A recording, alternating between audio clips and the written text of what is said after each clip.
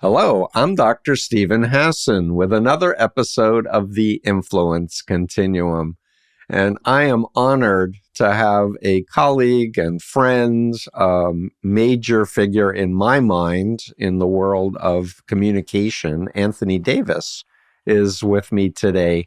I've been grateful to be on Anthony's show, and Anthony's doing incredible shows on the Midas Touch Network. Network that my podcast is on as well, but he's got a video channel that's millions of people are listening to him and his analyses. I want to say Anthony is a British broadcaster, journalist, voiceover artist, born in London, and came to the U.S. in 2017, based in L.A. now. And I enjoyed visiting you in real life and actually having dinner together, and we just really hit it off. And I said, Anthony, you have to come on the Influence Continuum. I want my network to know more about your good work. So the weekend show, he's done other shows as well, 5 Minute News. Anthony Davis, thanks so much. Thank you, Stephen. It's great to be here. Yeah, it's so interesting. You know, when I moved to the US with my family, it wasn't really with the intention of continuing my work in journalism. I wanted just to be a dad. And I realized, weirdly, there was a gap in the market for the kind of journalism we do in the UK, which has to be fact-based. It's not opinion.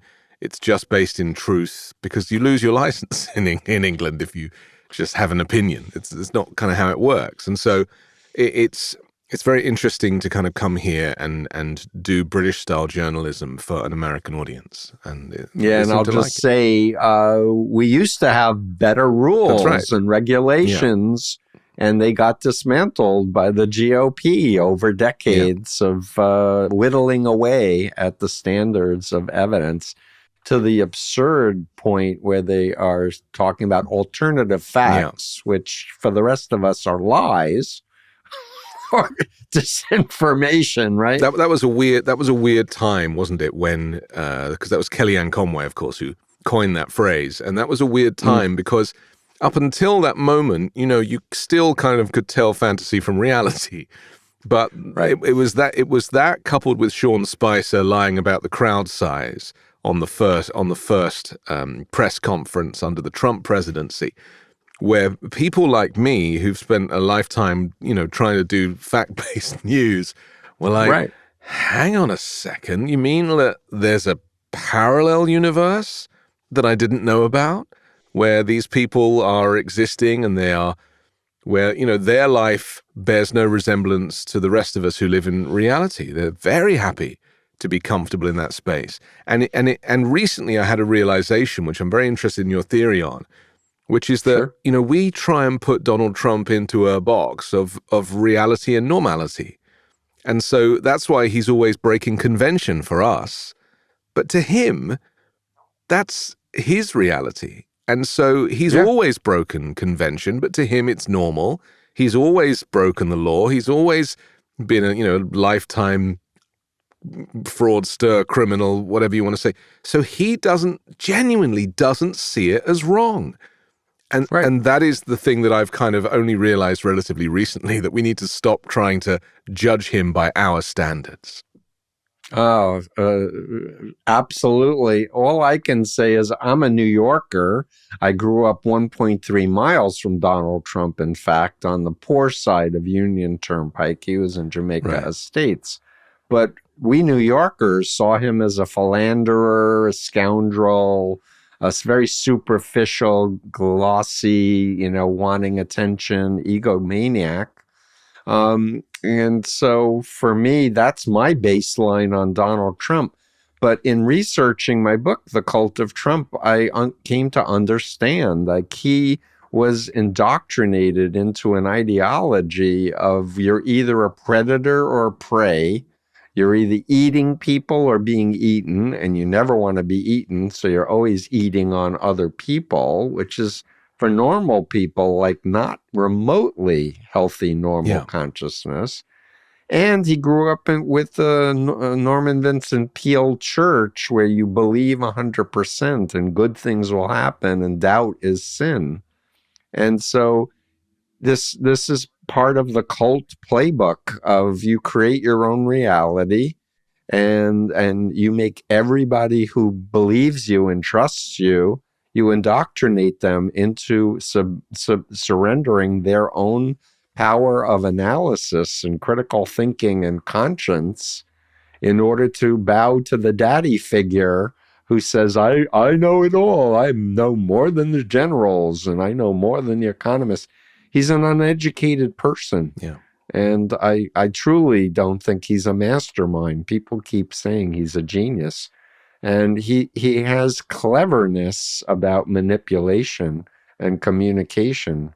But I think he's a puppet of very powerful people with agendas, like wanting to keep fossil fuels at the fore, right, as just one example. And Russia, of course. I mean, we've seen Tucker Carlson recently go to interview Vladimir Putin and claim that he's the only Western journalist who's bothered to do that, which is A, inaccurate, but B, the only reason Putin's welcoming Tucker Carlson is because Tucker Carlson's on the team.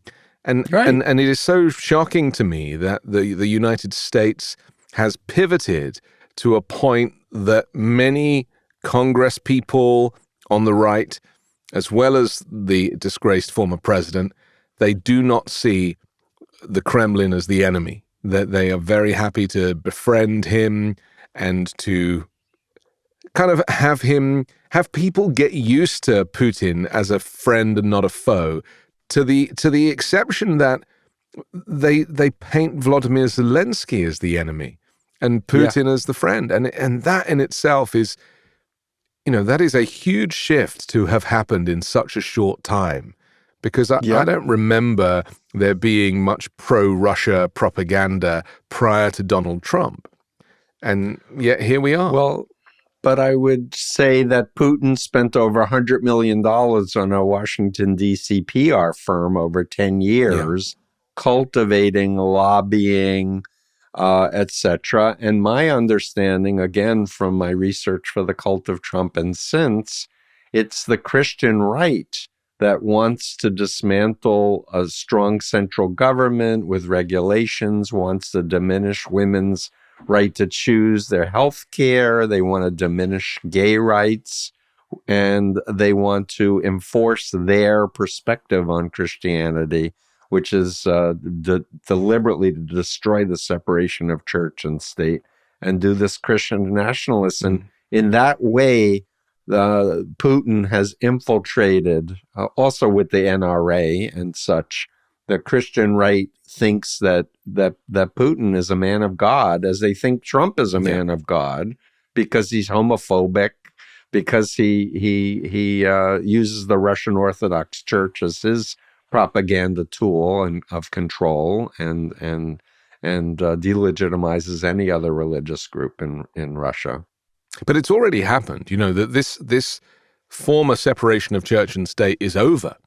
The moment that we got Mike Johnson, who is himself a far-right Christian nationalist, as the Speaker of the House, I mean, he invited, what's that pastor's name? Is it Jack Hibbs? He invited the other day to come in and give the prayers before, before Congress started.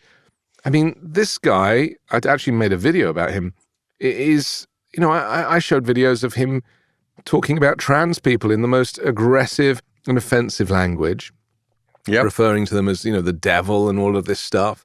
And the fact that people like that are being invited into the very heart of American democracy, supposedly, means that the shift has already happened. And I don't know about you, but I do feel that there is a certain denial amongst American people and American journalists, where they keep talking about the threat that democracy could fall.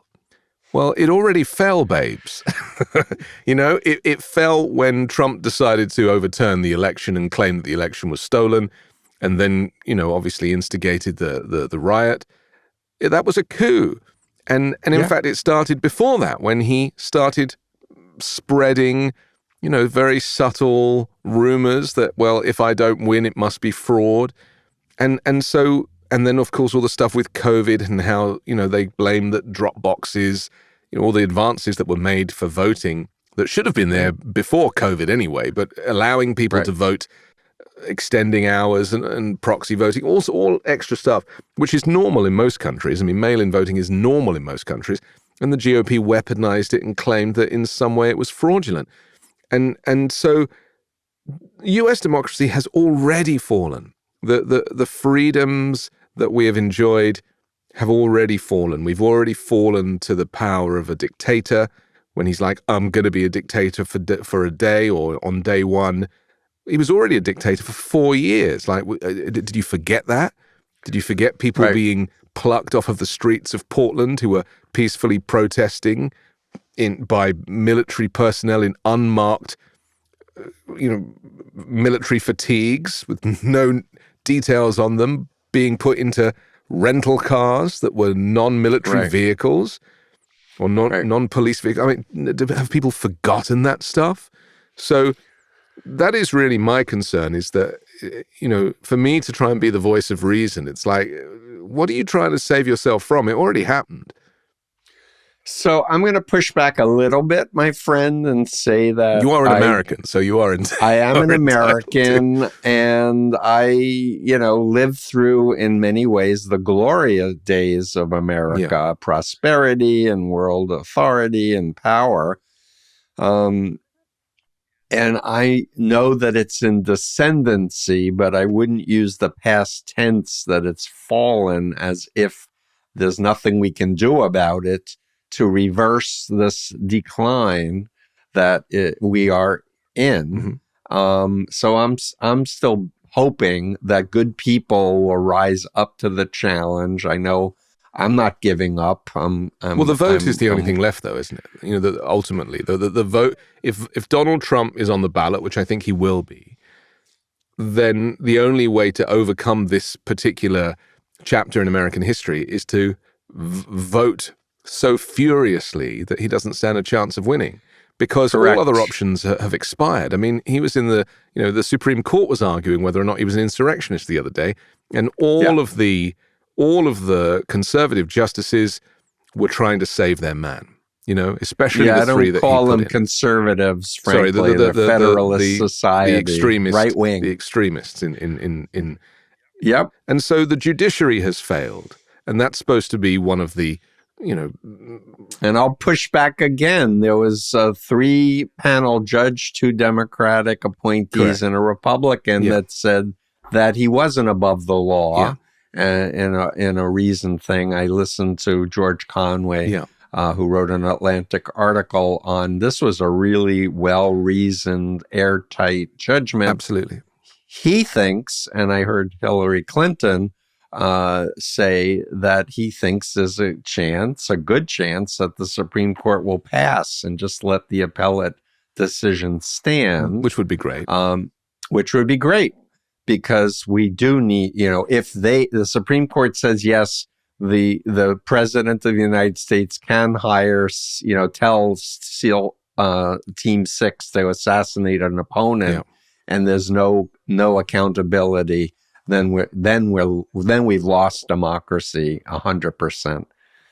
And but I also want to just say for my listeners, I got interested in this whole topic of cults because of the Moonies, because I was in the room with Sun Myung Moon, as he said, American democracy is satanic, and we have to infiltrate Congress, and we have to change democracy to be a theocracy. And we'll change the Constitution and make it a capital offense for people who do things that have sex outside of the unification arranged marriages, and I believed that nonsense until my deprogramming. But back to Washington D.C., Moon was crowned the Messiah in the Dirksen Senate office building, with Congress people bringing him a crown. So again, I have this, bias from my own life experience that that there have been efforts for 50 years, all the years I've been speaking out against mind control cults, 50 years long game to dismantle the checks and balances, to take out the accountability pieces. And it's going to take a bunch of years to put them back in place. But my hope is we win a supermajority.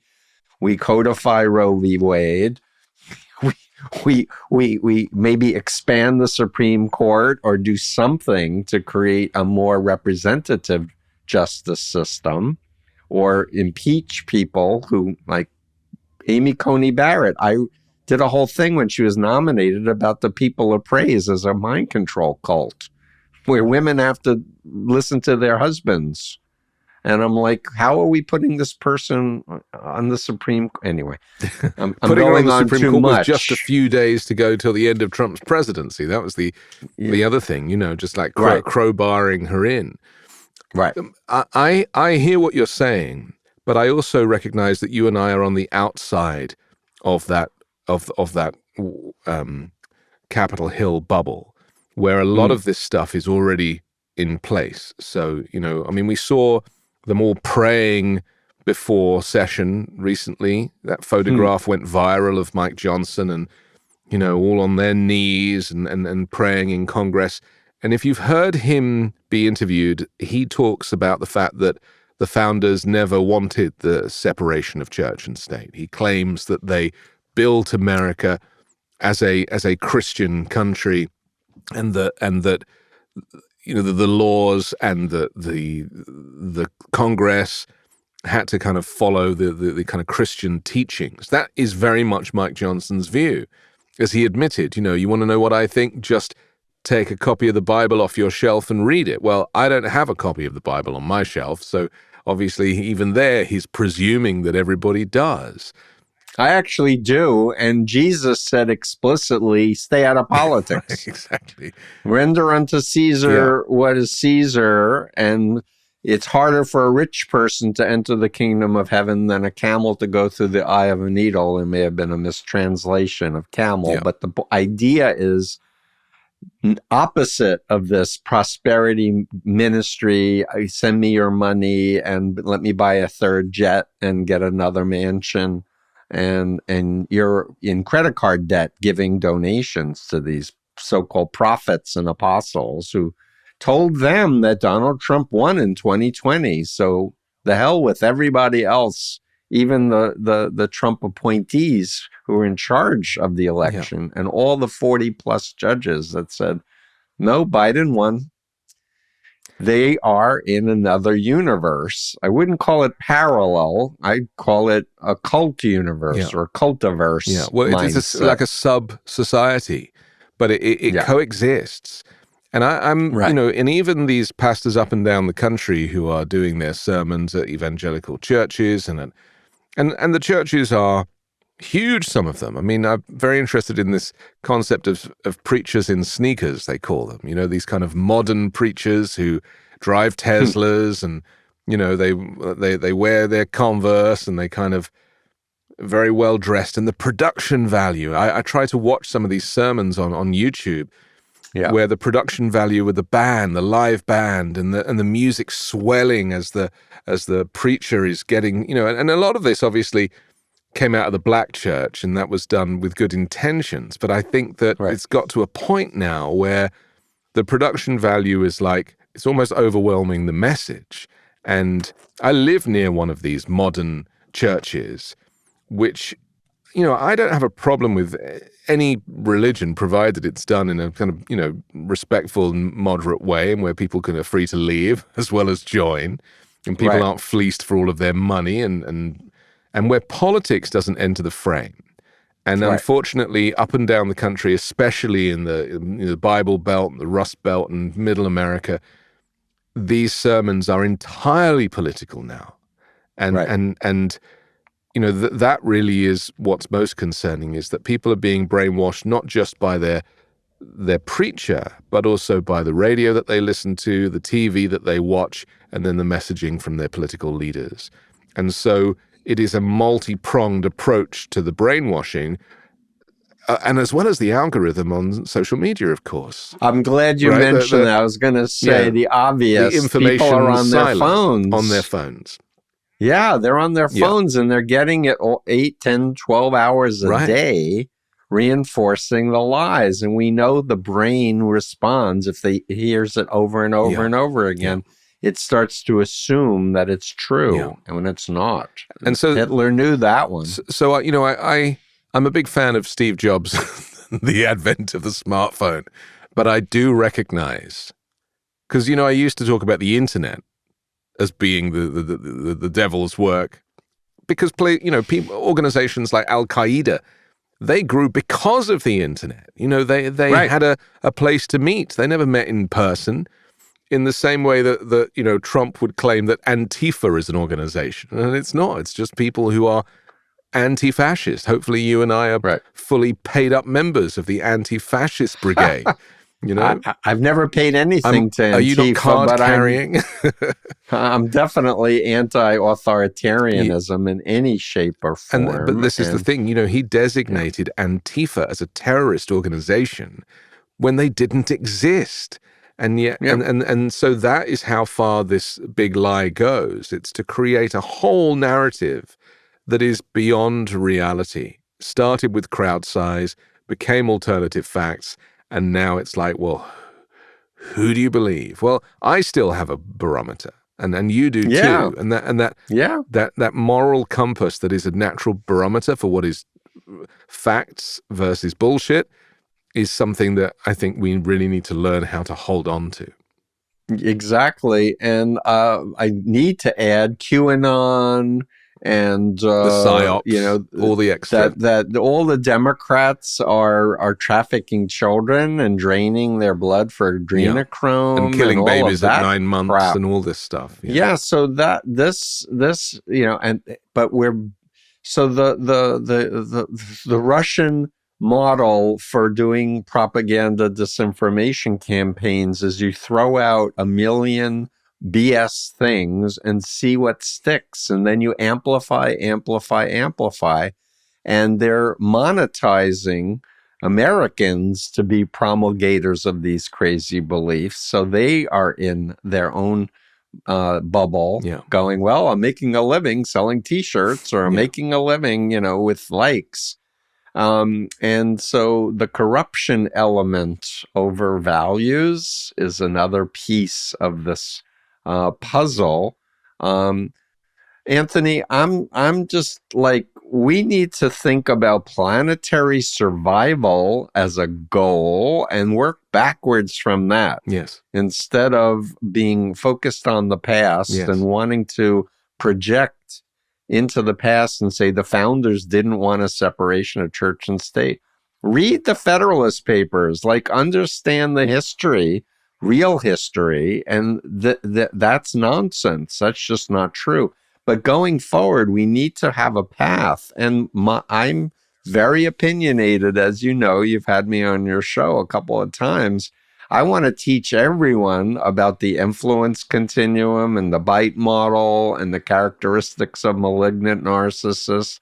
I want to tell people, listen, it's your mind. You should control it. Don't let the media control you. Don't let the pastor control you. You need to get back to your conscience. Would you ever enter a business relationship with a known liar who you know is going to cheat you? Would a person say, oh, yeah, I like to go into business with someone who's going to ruin my life? No, they would say, of course I wouldn't. But these dots need to be connected. And before we started recording, you were telling me about former members of MAGA that are now speaking out. And that's another piece for me of the solution, is destigmatizing the fact that intelligent people can be indoctrinated to believe crap. Yeah. But then come back to reality and go, well, no. I think that with Donald Trump, there is now so much stuff surrounding him in terms of the number of court hearings and court appearances and the fact that the Supreme Court is involved now. And so it's going to be increasingly difficult for right-wing media to shield their viewers from this stuff. Mm-hmm. because there is simply so much of it. I mean, they're the biggest stories of the day. I mean, Trump recently was found that, you know, he can't be. Let me get his appeal right. His appeal was that he can that he did not instigate the insurrection. Right. That was what he was kind of asking for, and therefore he can be on the ballot. And the argument was that he shouldn't be on the ballot, and of course that's what the Supreme Court was hearing recently. Right. And so the point is that even that conversation, should Donald Trump be on the ballot because he instigated an insurrection, is suddenly going to have to be in the public conscience, by nature of the fact that that is the biggest story of the month, right? Mm-hmm. And so there's no hiding that. It's not a trivial thing like crowd size at his inauguration. It's massive. So even Fox is going to have to cover that story. Sure, they're going to skew it, but the fact is that the fact that he's even up in front of a judge or a jury or the Supreme Court hearing these arguments, I think it's a different dynamic to how it was in 2016. You know, in 2016, it was like a blank canvas. Trump was kind of coming in with a clean slate. You knew, and I knew, that what was going to Hillary Clinton knew, but a lot of people didn't, and so they gave him the benefit of the doubt, and obviously those 4 years made it very clear who he is and what he's capable of, and that is why he didn't win in 2020, and that is why he probably won't win again here in 2024. And many of his internal cabinet said he's a moron. Yeah. That was Rex Tillerson. Yeah, but I mean, Bill Barr said he's dangerous. That's right. You know, we should not be anywhere near the presidency. Yeah. Bill Barr? Yeah, he ain't no superstar himself. No, he's absolutely not. But I was just, like there's a lot of religious right in Bill Barr with the Opus Dei board of directors, and he's saying that and I just want to comment that the Koch super PAC, and I've done a number of blogs and interviews on the second largest private corporation in the United States, the Kochs, with their fossil fuels and many other things. They're backing Nikki Haley. So do they know something, or are they just hedging their bets? But I don't think they're spending their money in vain. Yeah. And then I'll add one more piece of chatter that I'm hearing from my colleagues who are researching open source research amongst the right wing, chatter about how great it would be if Donald Trump was assassinated, because he'd become a martyr for the cause. Yeah. And me hearing that was like major alarm bells. No one should be talking about killing. Well, he is already laying the groundwork for, I'm doing this for you. You know, they want to get you, but I'm standing in their way because I won't let them. And so he's positioning himself as a martyr. So maybe he knows something that we don't, you know, because if the hamburgers haven't killed him by now, something's got to. I can go in so many directions with that one, but I guess we still have a bunch of months till the election, and I really want to, for anyone listening to me, be more positive that we can't just expect other people to roll up their sleeves and be involved with getting a massive turnout in votes. Yeah, the vote is the most important thing. Fundamentally, it's like there is nothing else. I mean, you don't even have to like be an activist and take to the streets, provided you show up on voting day to a polling place. Right? It's like it's the number of votes ultimately that is going to sway this. The downside is we have the electoral college system, which is skewed towards Republicans. And there are a number of tricks that have been going on in the background, such as the gerrymandering and the redrawing of boundary lines and districts and the like, that will give Republicans an upper hand with the electoral college. And so all the more reason to have everybody get out and vote and to really pay attention to the system and be strategic, therefore. Right. Right. So, Anthony, I interviewed Alva Johnson, who I want to suggest you have on your show. Alva basically was in the Trump campaign in 2015 and 16. And she just talked about how they had RVs, recreational vehicles, and they created all these subgroups like bikers for Trump, vets for Trump, women for Trump. And they would drive into communities that have never heard from any politicians and win people over and then get them on their app. Yeah. And so, in other words, what she was saying is we got a lot of people to register to vote that had never voted, and they're still following the Trump train. Right.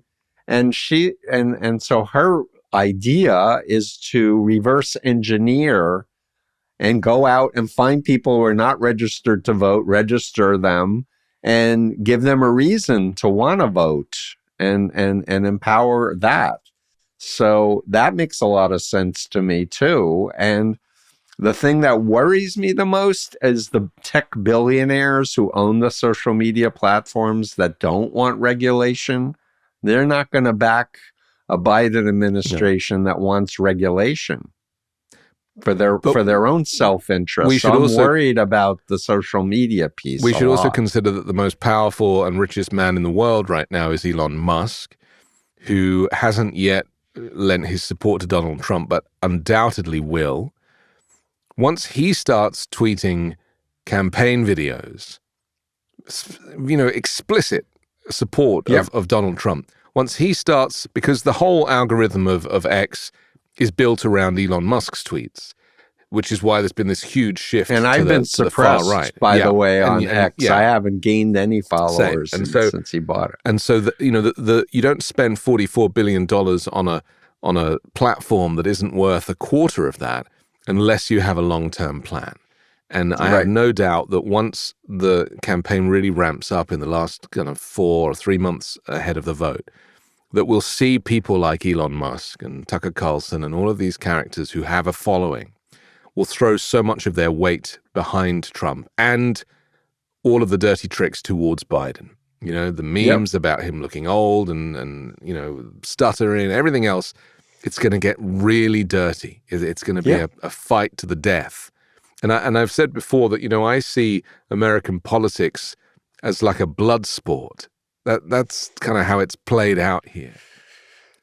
It's sad, but I recognize that there are, between now and then, and I don't want to sound negative about this because, I think I worry that you think I'm being too pessimistic. I do trust that the American people will do the right thing. They did so in 2020. It's not a choice between Trump, the dictator, and Biden. It's a choice between dictatorship and democracy. Exactly. Right? Forget 100%. Biden. Biden is just the torchbearer right now. But, he is not what you're voting for. You're voting 1,000%. for your freedom. You're voting for the right to vote. If Trump wins, you'll never get a free vote ever again. So that for me is the difference. And that should be the messaging. You choose dictatorship or democracy. You choose fascism or freedom.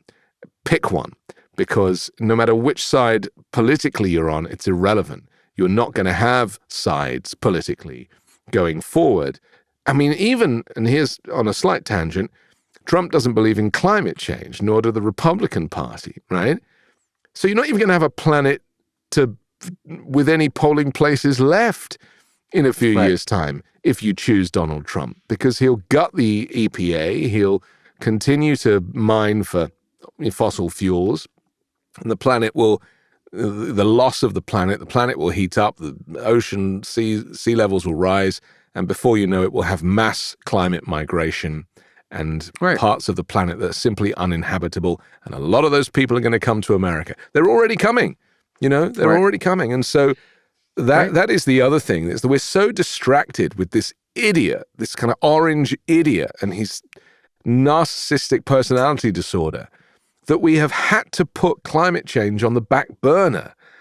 Stephen. Like, arguably a bigger threat than the loss of democracy is the loss of the planet, and we have literally had to put it on ice, if you'd pardon the pun, whilst we deal with this short-term danger, which is the rise of fascism.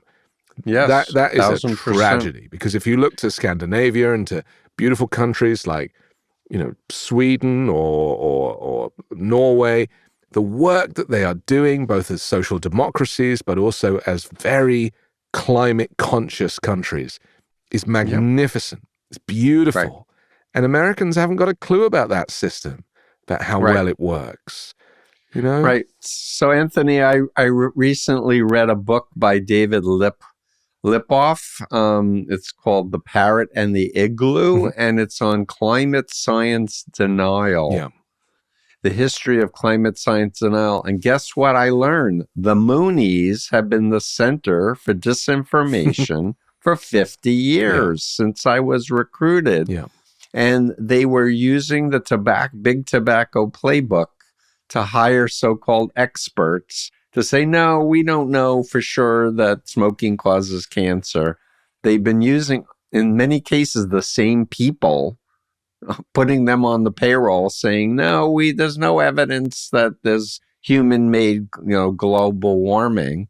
And they continue to do it. And I see ads for Chevron. We're helping the environment. Yeah, they talk about carbon capture and all of this stuff, which is a distraction from the fact that they're drilling more than ever. 1000%. They have known. There was a study out a few weeks ago that showed that the fossil fuel companies, the energy companies, oil companies, they were doing their own research about carbon and emissions back in the 1940s. So they've known for that long that the planet is heating up as a result of their own efforts, and yet they hid it. And in fact, they're the ones behind the negative propaganda about electric cars. And you hear Trump going on, oh, what do you want an electric car for? It'll only go 150 miles and then and it's simply not true, right? It is simply not true. Electric cars now will do 300-400 miles on a charge. But that is, how far do you want to drive, for goodness sake? But that aside, there is a huge second-hand market, a used market for electric vehicles, which means that the price of them, I bought an electric vehicle on Craigslist for $4,000. And it's 10 years old, and it's great. And so I haven't been to a gas station for years, but I recognize that the brainwashing and the propaganda about about how it's not masculine to drive an electric vehicle. You're going to end up being able to hear Republicans coming because they'll be the only ones with a combustion engine, Stephen, right? And that propaganda changed a little when Elon Musk came out as a kind of right-wing character, because, prior to that rise, when people thought that he was like a solar electric guy who was just wanting to save the planet, before we kind of gave him the benefit of the doubt. I'd read that he'd been a donor to the Republican Party, and I was like, oh, that doesn't kind of make sense. And now, of course, we know who he really is. And so it all makes sense. And I enjoy watching videos of people in their frozen Teslas where they can't get the door open because there's no handle. But we are living in this weird kind of split society where people are like, they want to go electric, but they kind of can't because politically, is it the right thing to do? What are the neighbors going to say?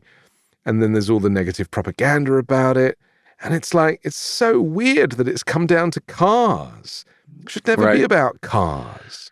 But coming back to your point about the fossil fuel industry knowing that it was going to heat up the planet, I interviewed Christopher Leonard, who wrote a book called Cokeland about the corporate cult. And he described one of the insiders doing a whole analysis for the corporation that we can make a shift away from fossil fuels, and here's how to do it. And he was let go. They can make a huge profit out of renewables if they chose to change their business model. but there are shareholders involved. I mean, there are some things that, in my opinion, should not be for profit, right? Yeah. Energy is one of them. It should not be for profit. Healthcare is another, and education. These things should not be for profit, and you will have a much kinder, more civil society. Because when you look at the profits being made by, I mean, what was I looking at the other week? It was United Healthcare, one of the big healthcare companies.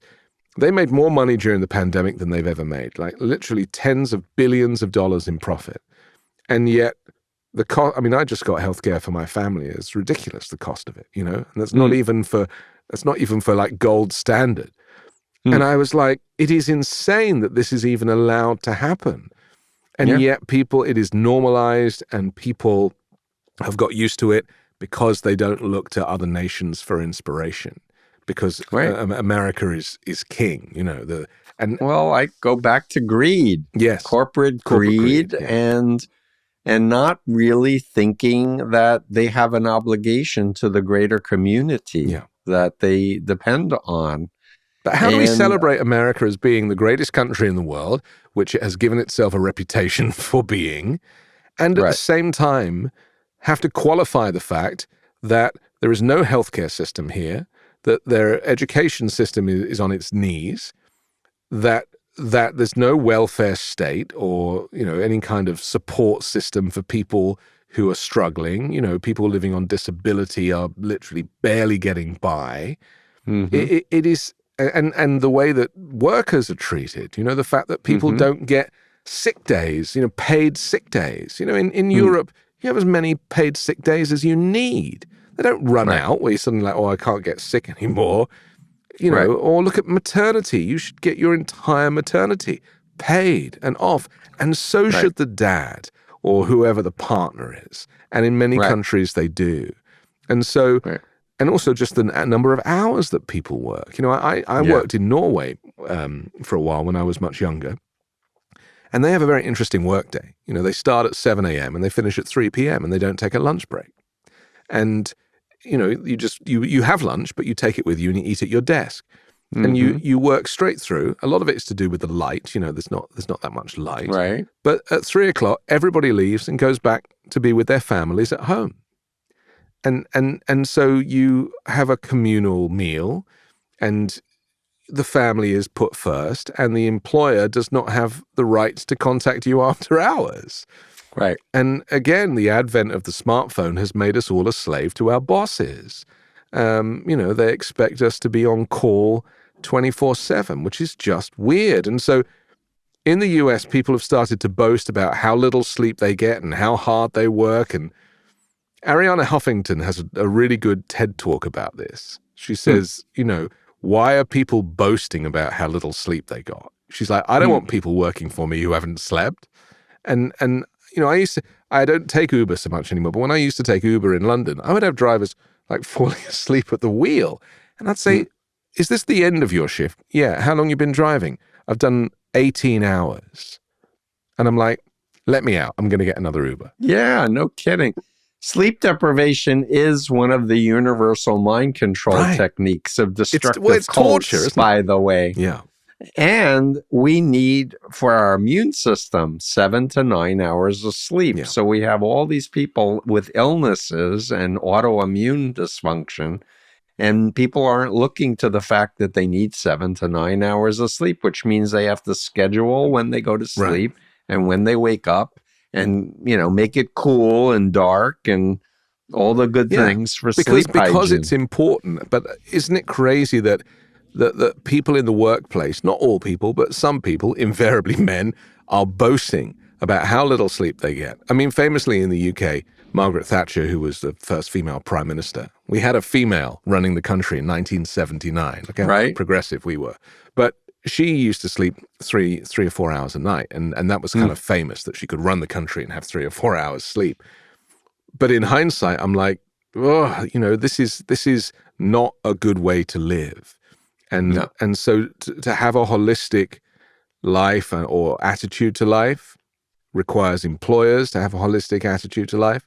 Some of the new employers are, weirdly, you know, Google and Apple, they are making more effort to they provide childcare services in their offices, and you can work from home a couple of days a week. I mean, right. They are, some of them are. I don't think Amazon is, but Yeah. some of them are. I think it's refreshing to hear a British person who's come here tell the Americans, hey, you're accepting things as normal that aren't normal in other parts of the world. And think about it in terms of quality of life. Yeah. And I remember in the 70s, my oldest sister got married to a doctor, an MD, and he's like, we need single payer health care. It'll drive the costs down, and it won't make two-tier thing for very rich people can have concierge services and everybody else waits online, etc. But it's gotten worse. Yeah. It hasn't gotten better. Yeah. I mean, I'm not here to criticize the US. I choose to live in the US, and I choose to bring my family up in the US. And, it's taken me, I've been here for 8 years. It's taken me this long to just kind of work out what's going on and what it's all about. Because of my experience in the UK, which has free healthcare, it's not great, but emergency medicine is fantastic. And if you showed up in the UK and you were sick, you, Stephen, could come and get healthcare for free. You wouldn't have to show ID. You wouldn't have to give a credit card. They just check you out and they fix you up and send you on your way. That's the way healthcare should be. No one should be profiting, let alone profiteering from healthcare. And it's the same with education. I mean, I live in California. I once was viewing a public school, for my kids, and I said, "Do you teach Spanish?" And they were like, "No." And I was like, "Why?" These kids, they're like 4, 5, 6 years of age. They'll pick up Spanish in minutes. Right. And there's 1 million Spanish people here. California, what was Mexico? Got stolen. Got stolen. Right. Teach Spanish. Right. They said to me, the principal said to me, no one's ever asked that question before. Wow. That's I was fascinating. Like, whoa. And yet, if you were come to European countries, France, Spain, certainly the Scandi countries, undoubtedly, the Netherlands, any of these places, everybody speaks English as well as their native language. Right. It is baked into the curriculum, and it is essential. You've got to have languages. And again, this all kind of builds into American exceptionalism. It's like English is obviously an international language, and so there is an inherent laziness. It's like, well, they should learn our language. Why should we learn theirs? Right. Learn Mandarin. If you want to learn a language now, learn Mandarin. That you're going to need it. It's so interesting how this kind of isolationist attitude is fine if you have a good progressive leader in charge. But the moment that you have someone like Trump, who is a is an America first kind of guy, all of this goes to hell and becomes problematic and very dangerous, and it prevents people from traveling. I mean, banning Muslims from coming into the US. I mean, there's 2 billion Muslims on this planet. Right. You saying 2 billion Muslims shouldn't be able to come and take a vacation because you thought that 9/11 was a Muslim thing? It's like, I actually did a Huffington Post blog in 2015 when he first said that. Yeah. And I said something like, ISIS's greatest recruiter, Donald Trump. That was the gist of the article. Yeah. I had 200 attacks. Yeah. Like almost within 2 hours. Yeah. I had 5 people say, thank you for writing this. The rest were, and I didn't even realize back in 2015 there are bots, or there are troll armies from Putin and other people who will want to neutralize any messaging that talks about him helping ISIS, right? But I'm very grateful to you. I'm going to ask you, you've been interviewing fascinating people. what are some of the high points in your career since you've come to the U.S. on the Midas Touch Network? People that were really fascinating, interesting, that you think the public needs to know more from? I think people like Jared Yates Sexton's been on my show a few times now. He's written 2 or 3 really good books on neoliberalism and understanding how America has changed. And, he's somebody who I'll never tire of. I mean, I don't really say much when I have him on, to be honest. I'm just all ears because, some people have an amazing grasp for the depths of American history and culture and, learning how so much goes back to slavery. And for me, having people on who can talk about the African American experience, the Black American experience, and how if you see the United States through the lens of a Black American, it looks completely different to the white privilege that many people take for granted. And so really that's my greatest interest when I talk to people who have that perspective, because I've actually come to believe that Black Americans, especially Black women in America, are so much more evolved than their male white counterparts when it comes to certain things in society. Having to, I mean, look at Ketanji Brown Jackson, right? In the Supreme Court. Do you know how much harder she had to work to get to that position than, say, Amy Coney Barrett, for example? Yep. It is so interesting. And I was listening to the Supreme Court, the live coverage of this hearing about the insurrection, and Ketanji Brown Jackson. Just listening to her was so much more better prepared, so much more eloquent, and had a much greater grasp of the argument than anybody else that I was hearing, because she has had to evolve at a much deeper rate in order just to live, and also to avoid. I mean, the police still execute Black people on the side of the road. This has really been the great lesson that I have had is exposing myself to the Black American story in the U.S. And I really think that everybody needs to, make more effort, because I don't, they gloss over slavery in public schools, don't they? They kind of leave large chunks out these days.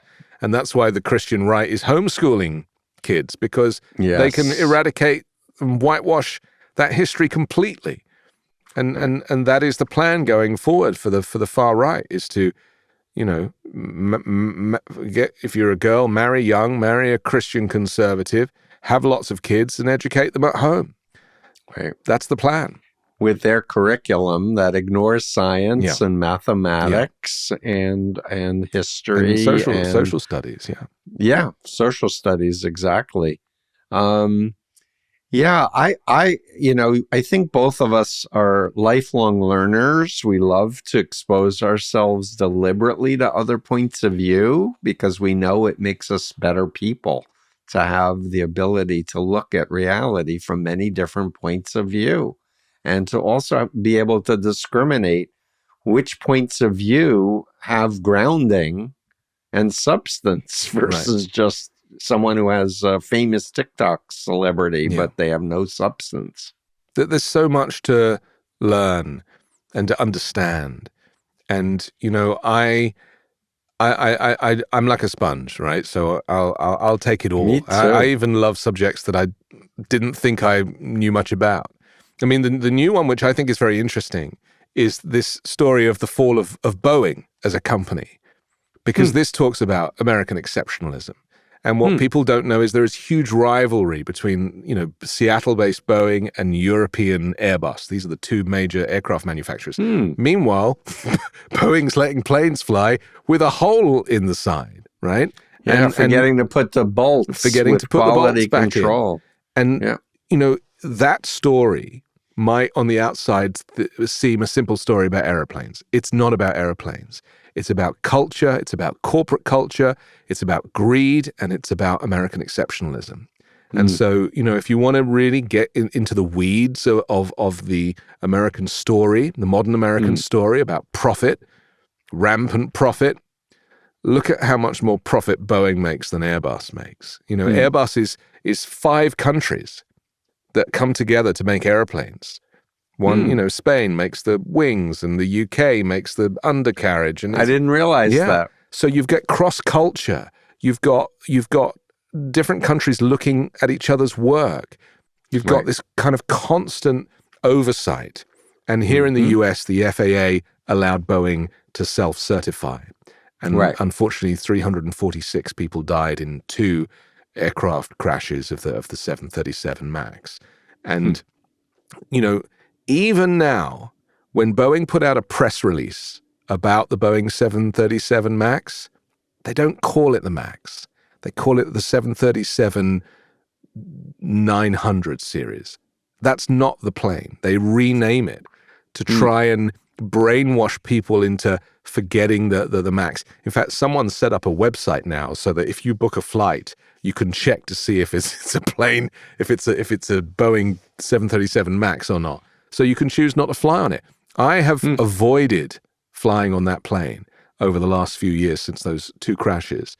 And I was right to do so because, now it turns out that I have a trip coming up. I have to check on the plane. But the cultural story of Boeing is fascinating. And it really does open a door on corporate culture and greed and shareholders and all that whole story. And so that's what I would kind of recommend. Yeah. And I'll just come back to why we need government regulation to look after the average citizen, the average consumer, because we can't trust any organization that's centered on profit to do the extra effort to do the quality control checks because it will reduce their profit margin. Yeah.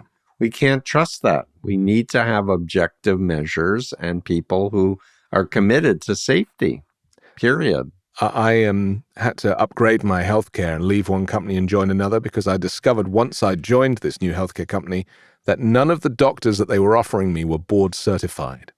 Oh, boy. They were all bottom feeders. And so I had to pay an extra $300 a month to get still the similar package, but with a different company where I had more access to board certified doctors. Right. It's so crazy that we're having to go on Yelp to find out and cross-reference whether or not this doctor we're going to go and see might accidentally kill us.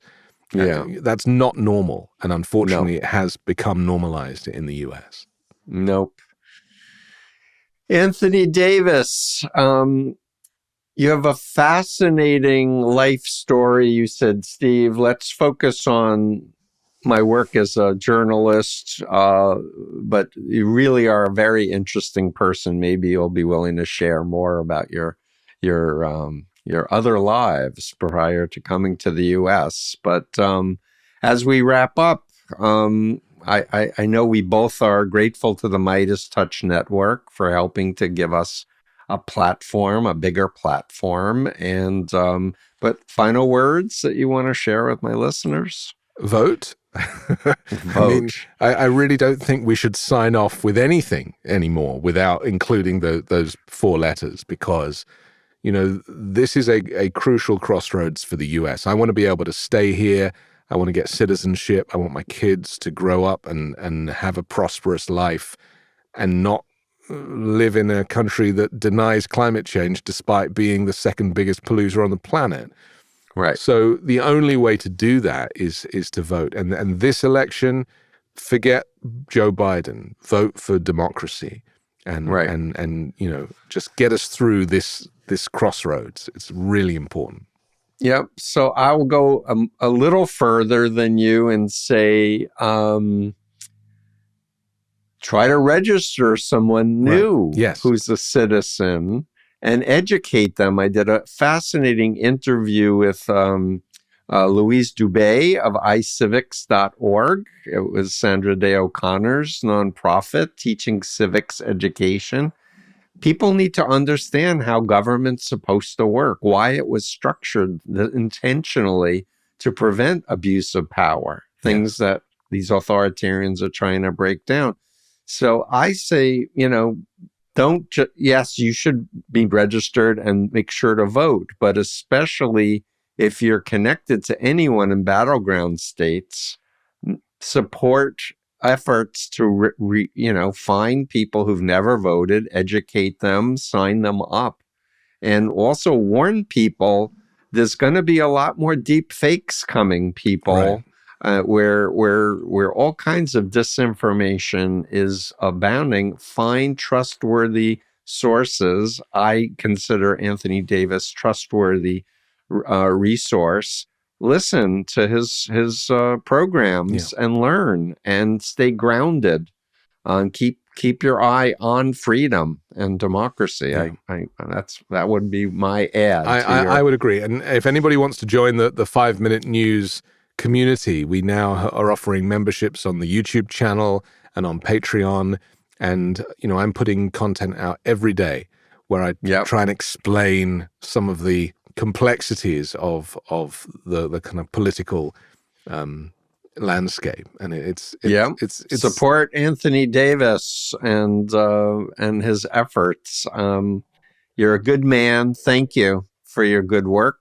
And I look forward to talking again and hanging out in person, hopefully sometime soon. Thank you, Stephen.